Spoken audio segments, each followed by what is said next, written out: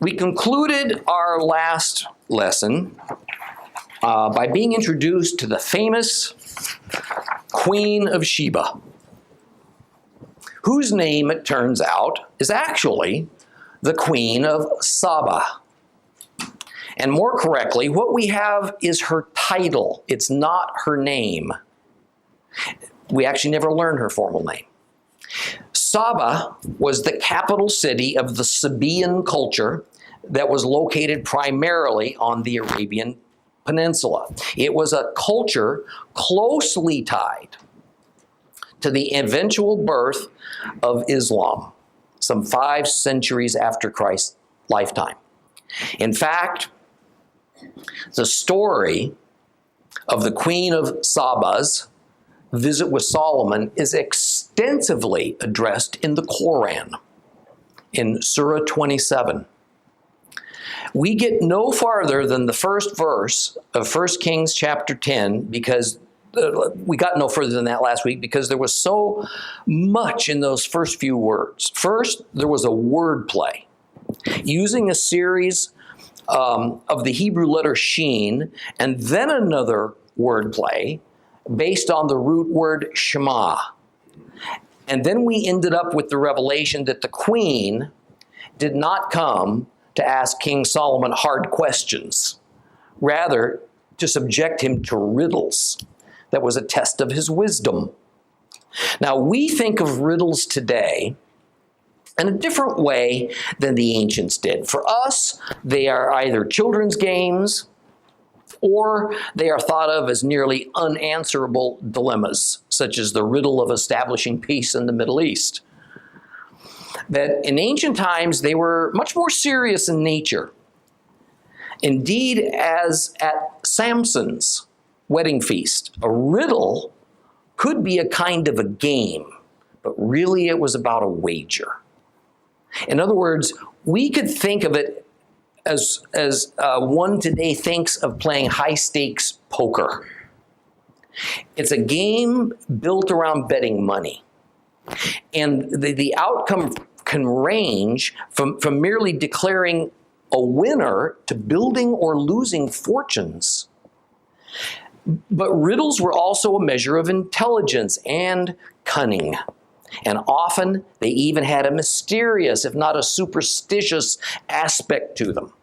In some cases, riddles were asked as a means of determining life or death. If one answered correctly, life was spared. If not, death followed. In Greek times, riddles actually became competitive games with champions and with the vanquished. In later times, the literary genre of parables became an offshoot of the concept of riddles, and thus a favorite of the Hebrew culture. And of course, we see Yeshua himself using parables as a means to communicate because they were an accepted, they were an interesting, and a traditional means to present a profound, occasionally cryptic thought by using a pointed saying that hints at a deeper meaning. But only the initiated were equipped to sort through a parable to arrive at a deeper truth. In the case of Yeshua's parables, the initiated were those who trusted him as Messiah, and thus, at times, were given supernatural divine insight so that usually we and they could establish the meaning of a parable/riddle. Now, the riddles brought by the Queen of Sheba, to test Solomon, no doubt were not about the king making an enlightened guess at a word puzzle for royal amusement. But rather, it was about using deductive reasoning, it was about using logic and a wide range of academic disciplines to arrive at a stunning conclusion. We saw Solomon deal with a riddle back in chapter 3 of 1 Kings, when 2 women claimed the same infant. and there was no witnesses to testify as to the truth of the matter. So Solomon used intelligence and cunning to make the riddle solve itself by essentially using the importance of the life of the baby that was involved to lead him to the rightful mother. Well, these riddles brought by the queen, no doubt, were ones devised by her brain trust to test Solomon, and thought to be unsolvable, except by the most extraordinary intellect. Needless to say, King Shlomo did not disappoint. What would be the purpose for this queen venturing so far to test Solomon with riddles?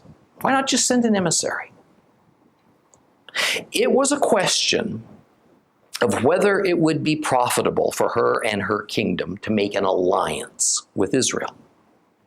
And the other issue was whether it would be wise and so useful for her to acknowledge Solomon's God, Yehovah, and thus present the God of Israel with gifts in order to seek his favor. That was a standard means of dealing with gods in that era. That is the meaning of the words in verse 1 that say, Saba heard what was being said about Shlomo because of the name of Adonai. So let's reread a few verses of 1 Kings chapter 10. If you have a complete Jewish Bible, it's on page 381. I'm going to read just the first 10 verses. When the Queen of Sheba heard what was being said about Shlomo because of the name of Adonai, she came to test him with difficult questions. She arrived in Jerusalem accompanied by a very great retinue, including camels bearing spices, gold in great abundance, precious stones. And when she appeared before Shlomo, she spoke with him about everything that was on her heart, and Solomon answered all of her questions. Nothing was hidden from the king that he could not explain to her. And after the Queen of Sheba had seen all Shlomo's wisdom, the palace he had built, the food at his table, the manner of seating his officials, the manner in which his staff served him, how they were dressed, his personal servants, and his burnt offering, which he offered in the house of Adonai, it left her breathless. And she said to the king, "What I heard in my own country about your deeds and your wisdom is true, but I couldn't believe the report until I came and saw it for myself. Actually, they didn't tell me even the half of it. Your wisdom and prosperity surpass the reports I heard. How happy your people must be. How happy these servants of yours who are always here attending you and to get to hear your wisdom. Blessed be Adonai, your God, who took pleasure in you to put you on the throne of Israel. Because of Adonai's eternal love for Israel, he has made you king to administer judgment and justice fairly." And then she gave the king 4 tons of gold, a huge amount of spices, precious stones. Never again did there arrive such an abundance of spices as those the Queen of Sheba gave to King Solomon.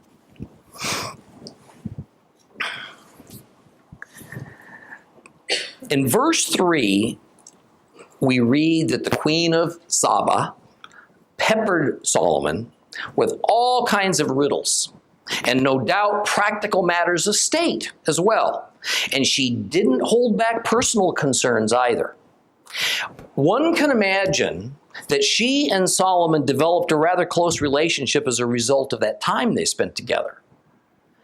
The king satisfied her every inquiry, and along with the visible grandeur of his palace and the temple, the amazing variety, the impressive amounts of imported foods that she was served, the efficiency of his staff, the loveliness and appropriateness of all their garments, she was mesmerized. She had heard of nothing, knew of nothing, had never seen anything that could approach such perfection of society, of governance at every level, or so the tone of the story goes. Verse 5 in the complete Jewish Bible, most other translations, speaks of Solomon offering a burnt offering at the house of Adonai, the temple, which also impressed the queen. Now, there's another interpretation of that to me is more likely, considering the context, and has nothing to do with making a sacrifice.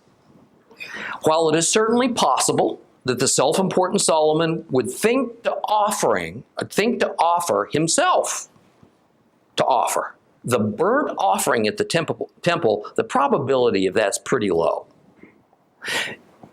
Just because he did that at the inauguration of the temple in no way indicates that it became his habit and that he was supposed to do it on a regular basis or even to show off when dignitaries showed up. Usually I wouldn't even address what's really a kind of minor issue as this. But since many of you are studying biblical Hebrew, this gives us a good illustration of some of the difficulties of Hebrew scriptural translation. So we're going to take a very brief detour here. The Hebrew word usually translated to burnt offering is spelled ayin lamed he. And since Hebrew uses an alphabet that consists only of consonants, no letters that are vowels, then one must inherently know what the vowel sounds are that must be added in order to make a word that you can speak out loud. For those of you not familiar with Hebrew, imagine if in English we only used our consonants to spell words. The word home then would be HM. The word car would be CR. And depending on what vowels we added to that, we can make different words from those consonants. HM could be home, could be him, could be hum, it could be ham. Not to a Jew, of course, but...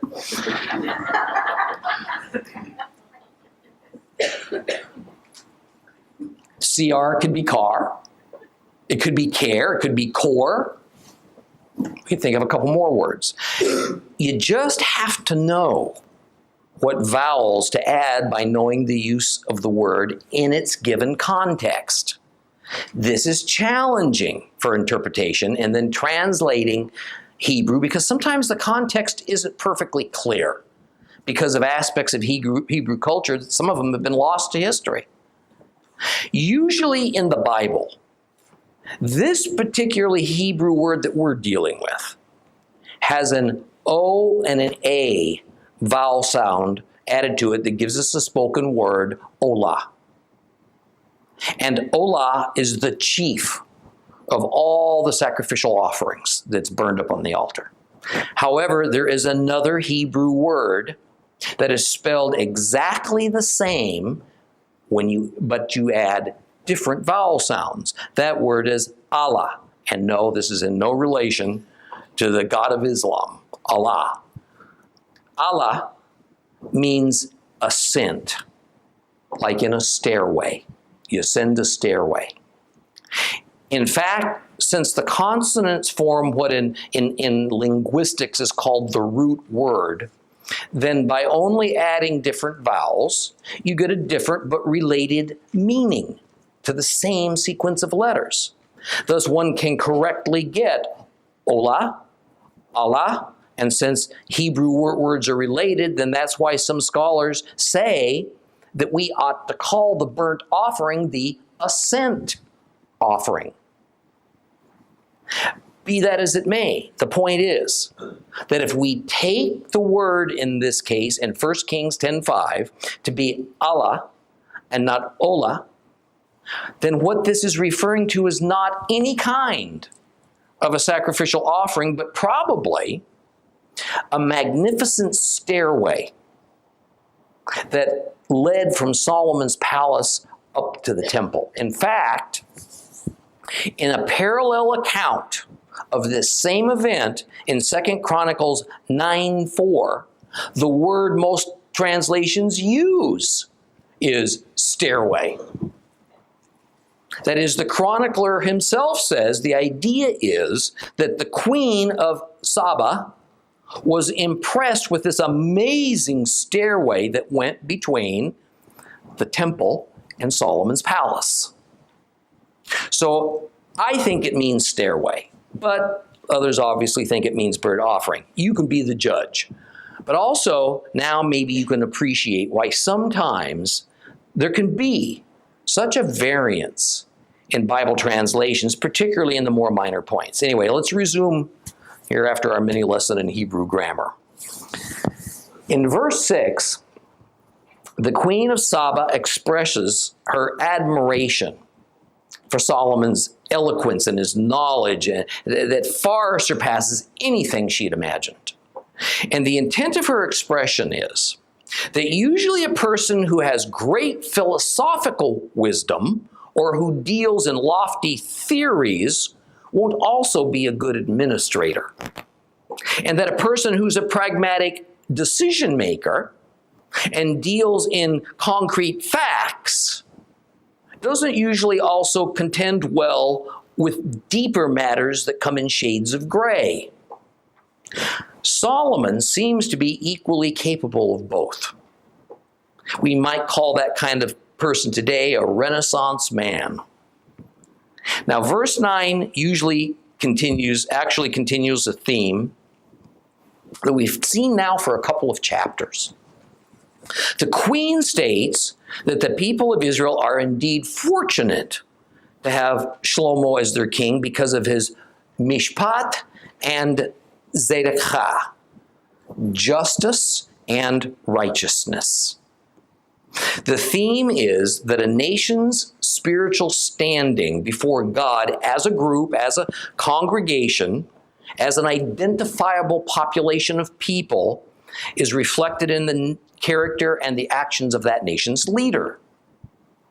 This is not a symbolic matter. That is, it is not that we take a look at the leader and assume that he or she is generally representative of everybody else in that society. Rather, it is that God deals with mankind on a personal individual level in one respect, and on a national group level in another respect.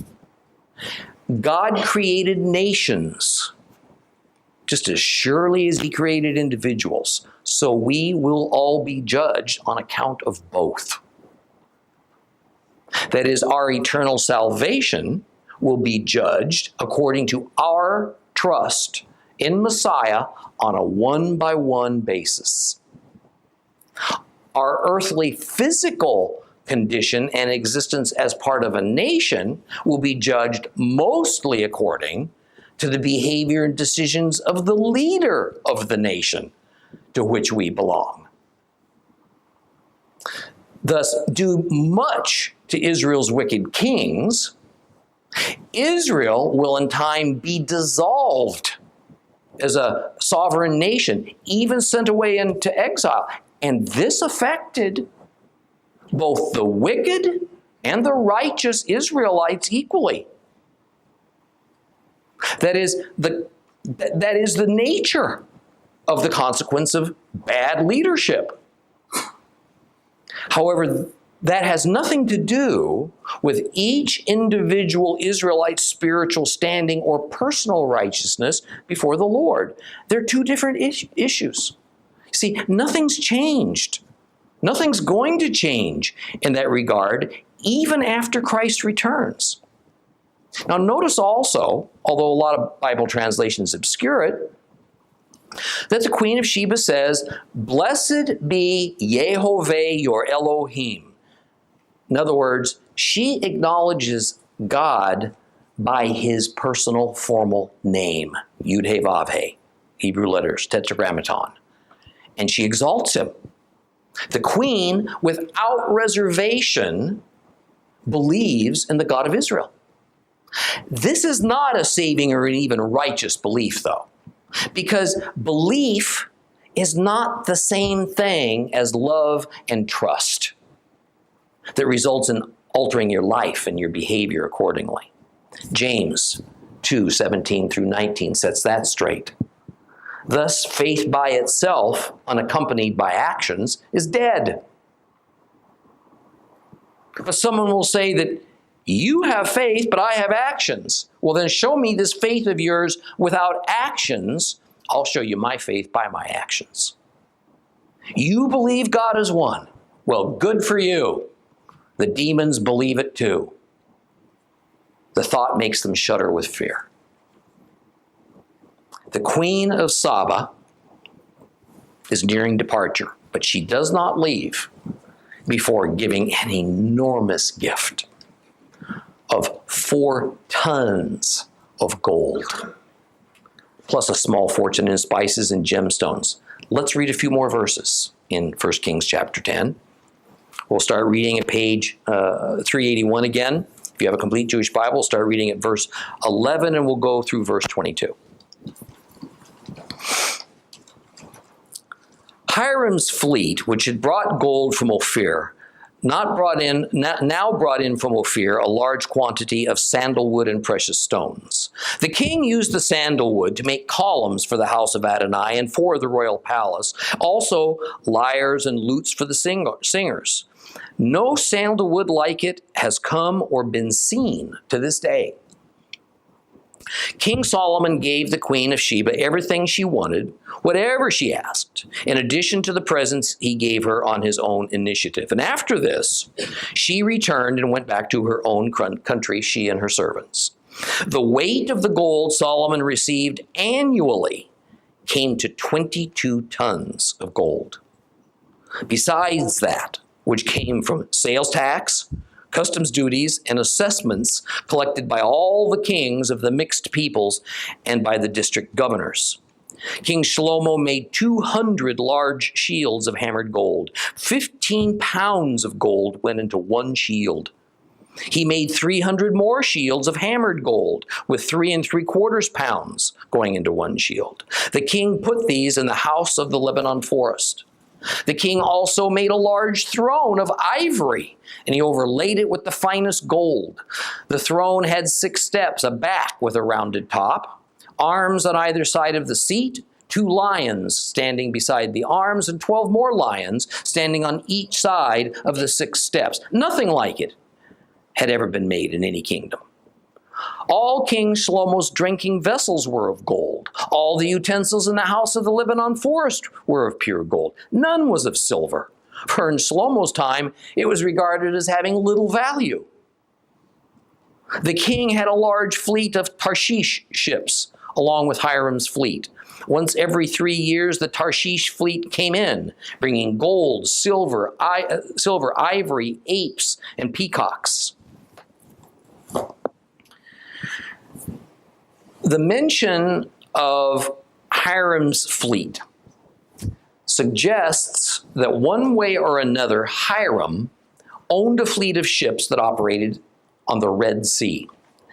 Now, I can only offer the conjecture that would seem to follow a familiar pattern in Solomon's dealing with Hiram. In exchange for Hiram supplying workers and building materials to build Solomon's fleet at Eilat, Hiram also received some of the ships as payment, and this formed a personal fleet of ships for him. Now, some have suggested that Hiram may have literally sent disassembled ships over land from the Mediterranean Sea to Eilat on the Red Sea, and there they would have been reassembled. That seems a bit over the top to me.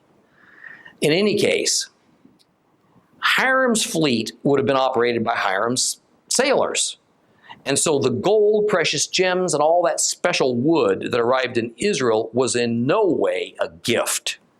It was merely designated for Solomon, and he would have purchased it from Hiram. Then we're told that Solomon showered expensive gifts upon the Queen of Sheba, and she loads up these gifts of friendship and she departs for home. Now understand, in the Oriental custom, Solomon had to give her gifts in return for the ones she brought to him in approximately the same value, or it would have been dishonoring to him and brought shame upon the queen. This was not an alliance yet.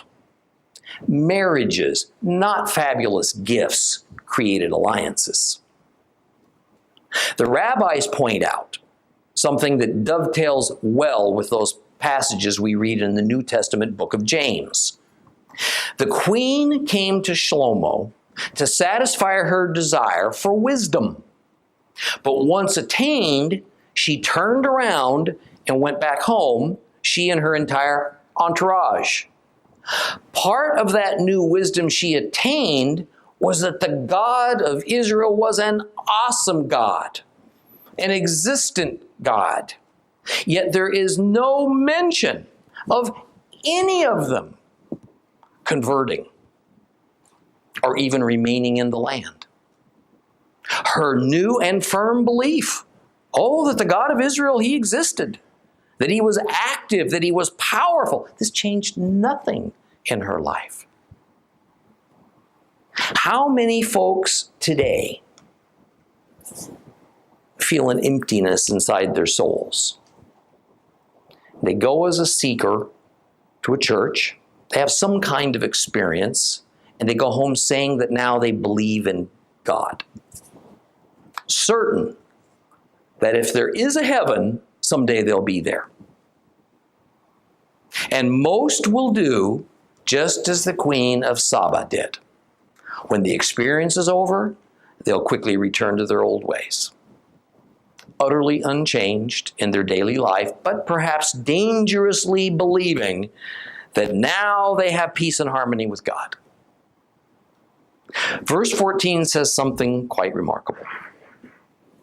And it concerns the amount of gold that Solomon received annually. If, like the complete Jewish Bible, your Bible converts the amount stated in the Bible to a more modern measurement, in tons, then it obscures an important fact. Our complete Jewish Bible says 22 tons, but the Hebrew says it's 666 talents of gold. Yes, there's that number, 666. And its symbolism can't be ignored. In Judaism, 666 is a very mysterious number.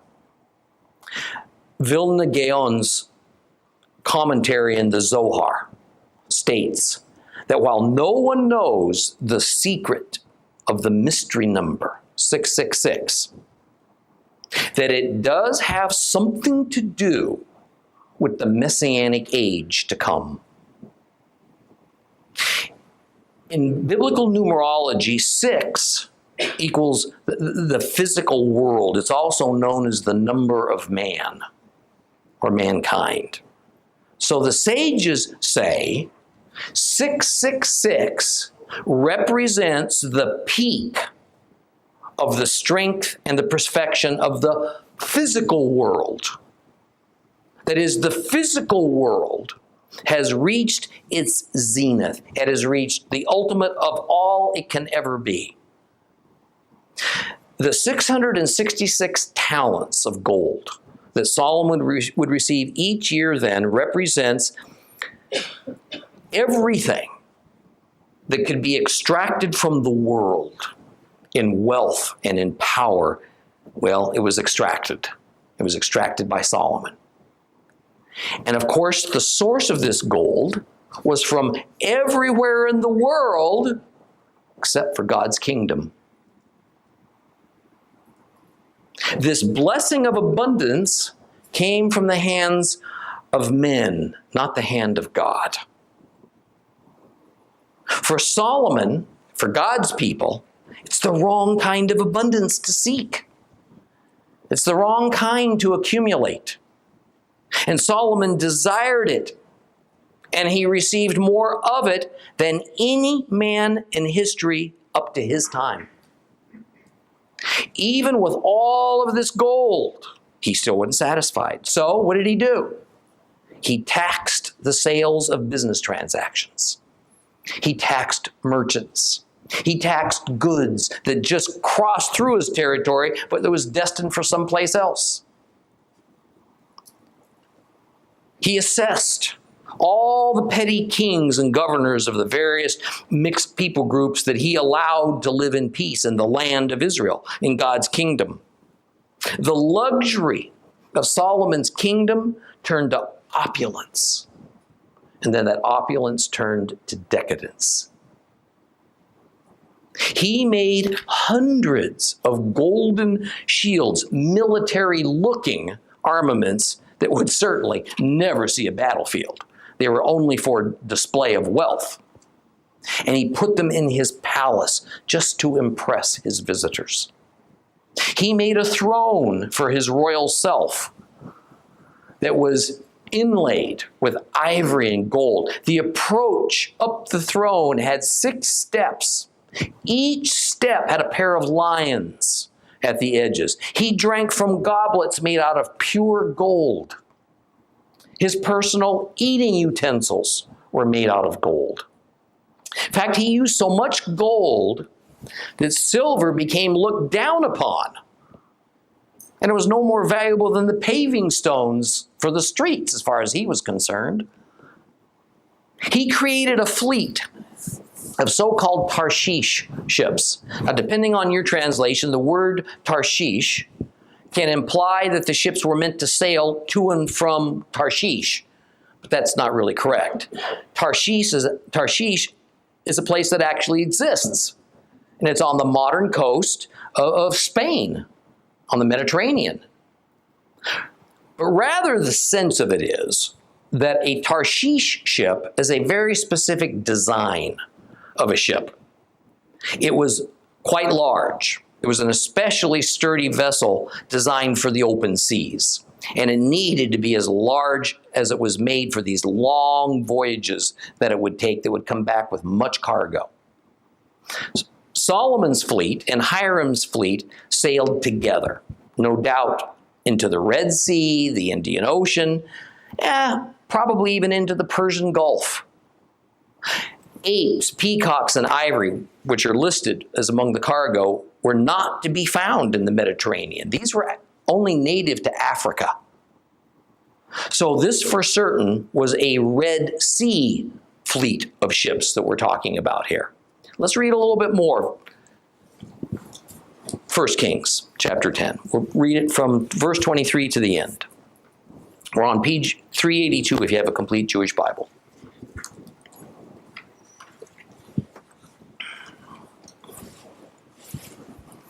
So King Shlomo surpassed all the kings on earth in both wealth and wisdom. All the earth sought to have an audience with Shlomo in order to hear his wisdom, which God had put in his heart.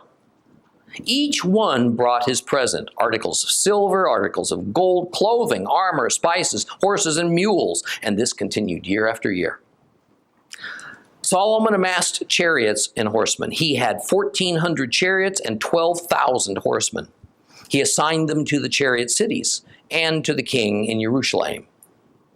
The king made silver in Jerusalem as common as stones. He made cedars as abundant as sycamore fig trees are in the Shephelah. Solomon's horses had been brought from Egypt and from Keveh, with the king's agents having brought them from the dealers in Keveh at the going price. A chariot from Egypt cost 15 pounds of silver shekels, and a horse 3 3/4 pounds of shekels. All the kings of the Hittim and the kings of Aram purchased them at these prices through Solomon's agents.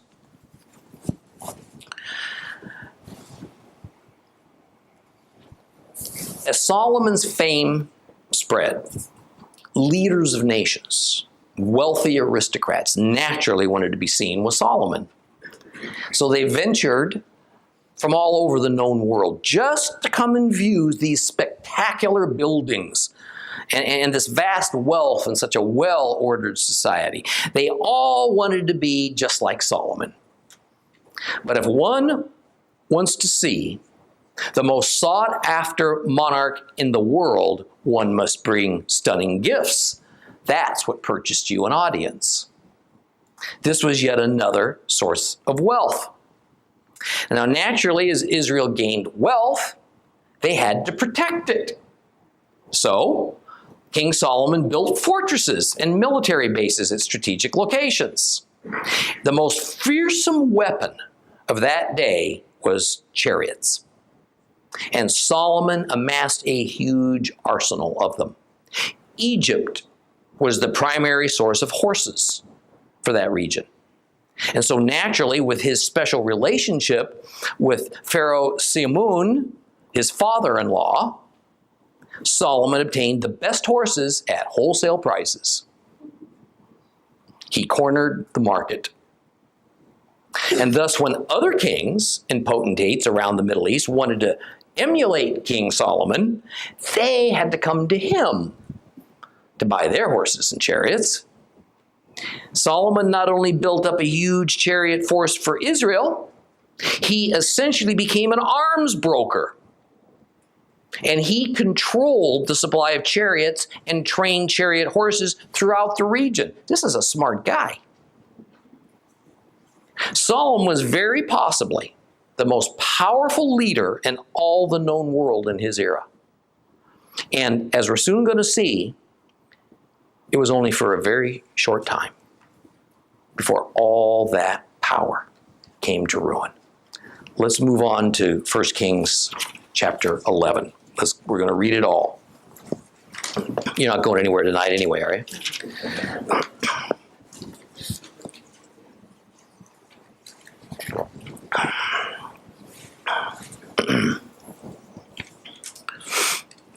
King Solomon loved many foreign women, besides the daughter of Pharaoh.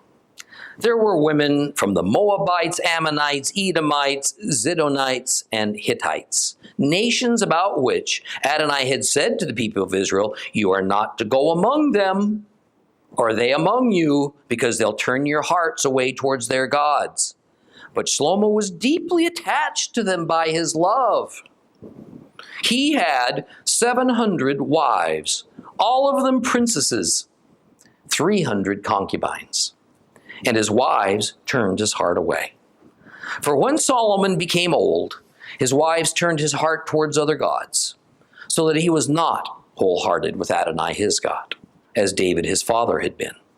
For Shlomo followed Ashtoreth, the goddess of the Zidonites, Milcom, the abomination of the Ammonites. Thus Solomon did what was evil in Adonai's view and did not fully follow Adonai as David his father had done. Shlomo built a high place for Chemosh, the abomination of Moab, on the hill in front of Jerusalem. Another for Molech, the abomination of the people of Ammon. This is what he did for all of his foreign wives, who then offered and sacrificed to their gods. So Adonai grew angry with Shlomo because his heart had turned away from Adonai, the God of Israel, who had appeared to him twice, given him orders concerning this matter, that he should not follow other gods. But he didn't obey Adonai's orders.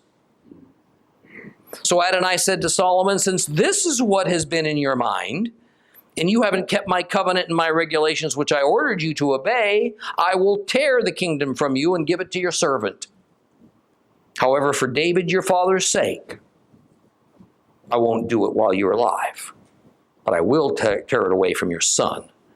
Even then I won't tear away all the kingdom. I will give one tribe to your son for the sake of David my servant and for the sake of Jerusalem, which I've chosen." And then Adonai raised up an adversary against Shlomo, Hadad the Edomite of the royal line of Edom.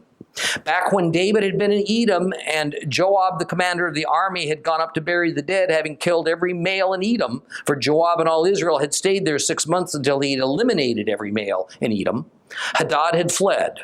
He and a number of Edomite servants of his father's with him, and they'd gone to Egypt. At the time, Hadad had been a small boy.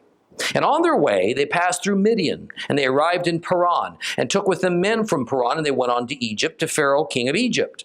He gave Hadad a house. He saw to it that he had food, gave him land. Hadad had become a great favorite of Pharaoh, so that he gave him his own wife's sister in marriage, that is, the sister of Tachpenes, the queen. The sister of Tachpenes bore him Genovat, his son, and Tachpenes brought him up in Pharaoh's own house. So that Genovat was in Pharaoh's house along with the Pharaoh's sons. And when Hadad in Egypt heard that David slept with his ancestors and Joab, the commander of the army, was dead, Hadad said to Pharaoh, "Let me leave so that I can return to my own country." Pharaoh asked him, "But what have you lacked with me that makes you want to just now to go to your own country?" "Nothing in particular," he replied, "but let me leave anyway." God raised up another adversary against Shlomo, Rezon, the son of Eliadah, who had fled from his lord Hadadezer, king of Zovah, when David killed the men from Zovah. Rezon rallied men to himself and became the leader of a band of marauders. They went to Damascus, and they settled there while he became king of Damascus. He remained an adversary as long as King Solomon lived, causing difficulties in addition to those of Hadad, and he detested Israel, and he ruled Aram. Also, Jeroboam, the son of Nevat, an Ephrati from Zredah, whose mother's name was Zeruah, one of Shlomo's servants, rebelled against the king. Here's the reason he rebelled against the king. Shlomo was building the Millo and closing the breach in the wall of the city of David, his father. Now this Jeroboam was a strong, energetic man. And Solomon, seeing how serious the young man was, made him a supervisor over all the work being done by the tribe of Joseph. Once during this period, when Jeroboam had gone out to Jerusalem, the prophet Achiah from Shiloh spotted him traveling. Achiah was wearing a new cloak, and the two of them were alone in open country. Achiah took hold of his new cloak that he was wearing, and he tore it into 12 pieces. And he said to Jeroboam, "Take 10 pieces for yourself, for here is what Adonai, the God of Israel, says. I'm going to tear the kingdom out of Solomon's hand, and I will give 10 tribes to you. But he will keep one tribe for the sake of my servant David and for the sake of Jerusalem, the city I've chosen from all the tribes of Israel. I will do this because they've abandoned me, and they've worshipped Ashtoreth, the god of the Zidonites, Chemosh, the god of Moab, and Milcom, the god of the people of Ammon. They have not lived according to my ways, so that they could do what was right in my view and obey my regulations and rulings as David his father. Nevertheless, I will not take the entire kingdom away from him, but I will make him prince as long as he lives, for the sake of David my servant, whom I chose, because he obeyed my mitzvot, my commandments, and my regulations. However, I will take the kingdom away from his son and give 10 tribes of it to you. To his son I will give 1 tribe, so that David my servant will always have a light burning before me in Jerusalem, the city I chose for myself as the place to put my name. I will take you, and you will rule over everything you want. You will be king over Israel. Now, if you will listen to all that I order you, if you will live according to my ways and do what is right in my view, so that you observe my regulations and mitzvot, as David my servant did, then I'll be with you. I will build you a lasting dynasty as I built for David. I will give Israel to you. For this offense, I will trouble David's descendants, but not forever." Because of this, Shlomo tried to kill Jeroboam. But Jeroboam aroused himself, fled to Egypt, to Shishak, king of Egypt, and he stayed in Egypt until the death of Solomon. Other activities of Solomon, all he accomplished in his wisdom, are recorded in the annals of Solomon. The length of Shlomo's reign in Jerusalem over all Israel was 40 years. Then Shlomo slept with his ancestors and was buried in the city of David, his father, and Rehoboam, his son, became king in his place.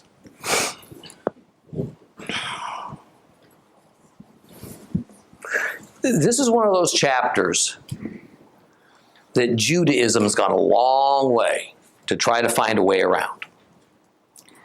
They prefer to label God's judgments and pronouncements against Solomon as criticism, and to ignore statements that Solomon had descended into deep idolatry and he did what was evil in God's eyes, and instead say Solomon remained righteous, he's just a bad boy sometimes. What we read, however, says something very different, doesn't it? The Lord had kept his promise to Solomon of giving him what he had asked for in God's first appearance to Solomon at Gibeon at the beginning of his reign. The new king asked the Lord for wisdom. The Lord gave it to him in abundance.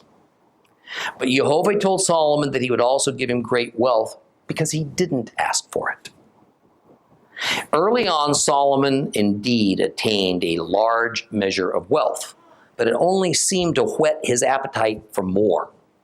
It became obvious that what the Lord had offered Shlomo as heavenly blessing turned into an uncontrollable lust and greed for what Solomon could glean for himself from anyone and everyone. But the Lord's blessings had come with a condition. Solomon was to be obedient to the Lord and maintain himself operating on a high spiritual plane. Because he was made king of Israel at a time when David had already conquered most of his enemies, and so he just handed over to Solomon a peaceful and substantial kingdom, young Shlomo began his reign at the highest spiritual level. He was determined to build and complete a temple to God as his first major endeavor. And he devoted himself to that effort. From there forward, man, it became a race to the bottom. The first verses speak of Solomon's infamy that turned to amassing an enormous harem. He is said to have loved many foreign wives. One could argue if loving that many women simultaneously is even humanly possible. But the word used is ahav, and ahav indeed means love. We are plainly told that he married Moabite, Ammonite, Edomite, and Hittite women, as well as women from Sidon. This was King Hiram's nation. This was firmly against the Torah law. And the main concern the Lord had that caused him to outlaw such marriages with these foreign women would be that it would turn the Israelites' hearts towards their false gods and away from him. But as verse 2 ends, we are told, but Solomon was deeply attached to them by his love. I mean, let's be clear about what's being said. Solomon let his own feelings and definition of love override God's laws. Solomon was a brilliant man. He had a stellar royal court of the finest minds who knew the Torah well. The king knew that marrying these women was indefensible, legally speaking. But it didn't matter. He felt he loved them all in some form or fashion, and he wasn't about to give up even one of them.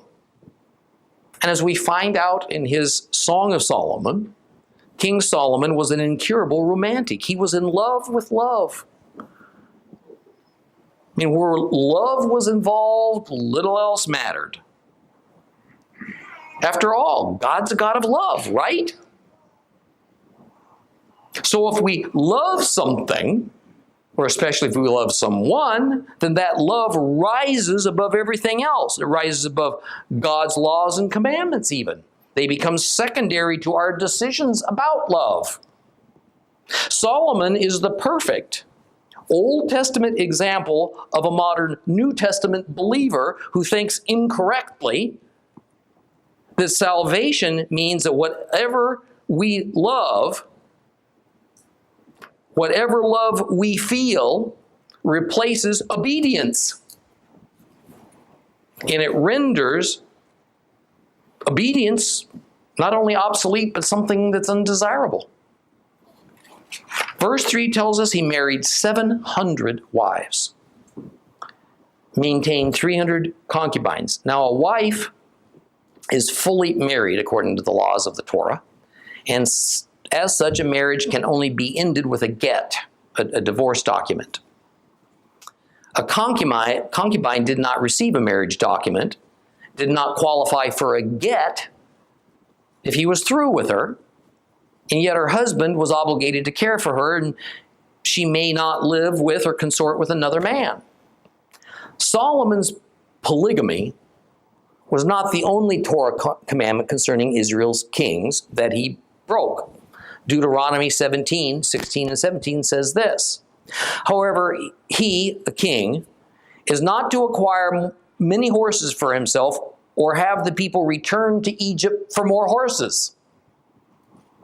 Inasmuch as Adonai told you to never go back that way again. Likewise, he's not to acquire many wives for himself so that his heart will not turn away. He's not to acquire excessive quantities of silver and gold. Now let's see, what did Solomon do? The previous chapter spent a goodly amount of time itemizing the vast amounts of gold and silver that Solomon had obtained, much of it purchased upon the backs of forced laborers whose work was taxes, and of the extensive army of chariots and horses that he had built up. Further, that he led his people back to Egypt in every imaginable way, including having an Egyptian wife that appears to have been his favorite, the one that was above all of his other wives, creating an almost sister state alliance between Israel and Egypt, and then buying all of his horses from Egypt. Now in chapter 11, he has acquired so many wives and concubines that modern scholars question whether that amount's even feasible. Interestingly, however, it is always idolatry that is the worst of the worst offenses that can be committed against God. The slippery slope to idolatry is not the amassing of too many horses, nor is it a treasury full of gold and silver, as bad as the king doing those things might be.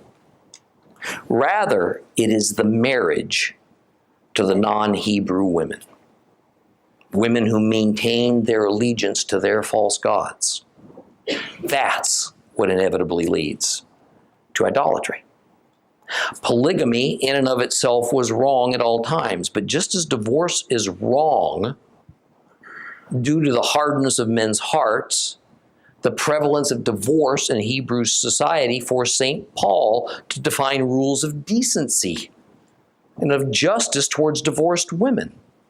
Thus, so it was that God, through Moses, was forced to define rules for men who married more than one wife or maintained concubines, because polygamy was so prevalent in Hebrew society.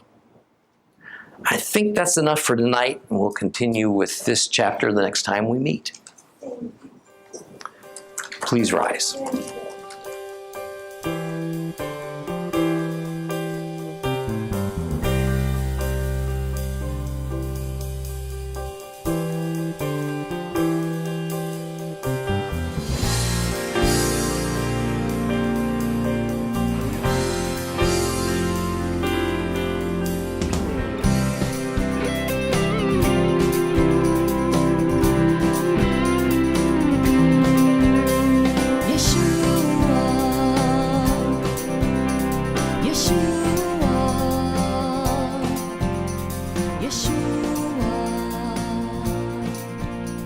Yeshua.